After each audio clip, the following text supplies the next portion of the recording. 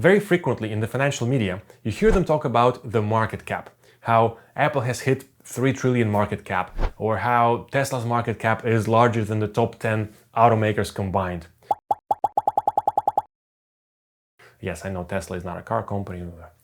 Market cap is very frequently used as a proxy for the true value of the company. And I'm sure many of you heard about market cap and roughly know what it is.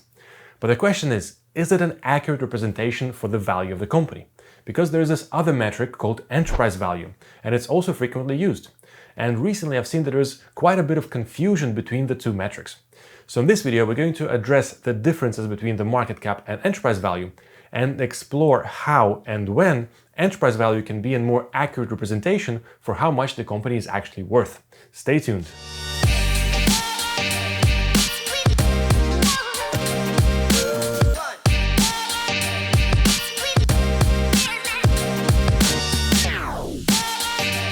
Hey, welcome back, Sergey here. On this channel we talk about stocks, options and a lot of really other cool things about financial markets. So if this is your first time at Fight Club, you have to fight.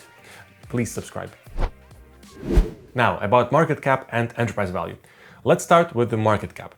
It's an extremely simple metric to calculate. You can find it on Yahoo Finance and many other data providers. It's one of the most basic data points about any company that you can get.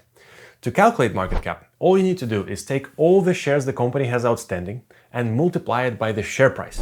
And this will give you the total value of the company. Now, the big assumption behind the market cap is that when you're buying the shares, you're not moving the share price against you. So we're assuming that you can buy all the shares the company has at its current price level. Now, how is enterprise value different from the market cap? Because enterprise value also shows you the value of the company. Well, enterprise value takes the market cap and it adjusts for such things as debt and cash. More specifically, to calculate enterprise value, you need to take the market cap, add the company's debt, and subtract the cash. Now, why are we doing this? Why do we need to adjust for these items? Well, to help us understand that, let's have a look at a very simple analogy that hopefully will clarify these things a little bit.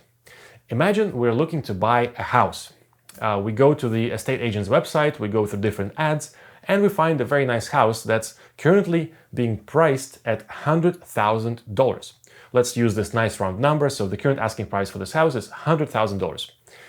This price is the current market price. It can fluctuate. It can go up or down depending on the supply or demand, depending on how many sellers are in the region, how desirable the house is. Let's assume we buy this house. We pay this money, we get the keys, we go in, and something unexpected happens. To our big surprise, we realize that the house is actually in a very poor condition. The floor is missing, the paint is coming off the walls, the ceiling is falling off, and maybe there is no kitchen, we need to install a new kitchen.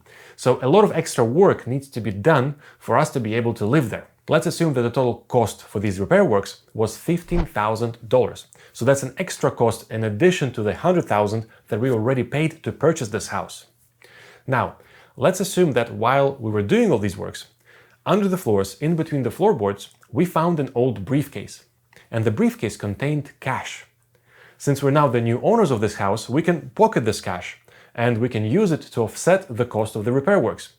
And let's assume there was $5,000 of cash in that briefcase. So right now, the net cost to purchase this house is actually quite different from $100,000 we originally paid, because we need to take account the cost of doing the repairs, the cost of the refurbishment, but we also need to take account of the cash that we found, and that cash will help us offset that cost. So if we account for these items, the net cost to purchase this house is actually $110,000.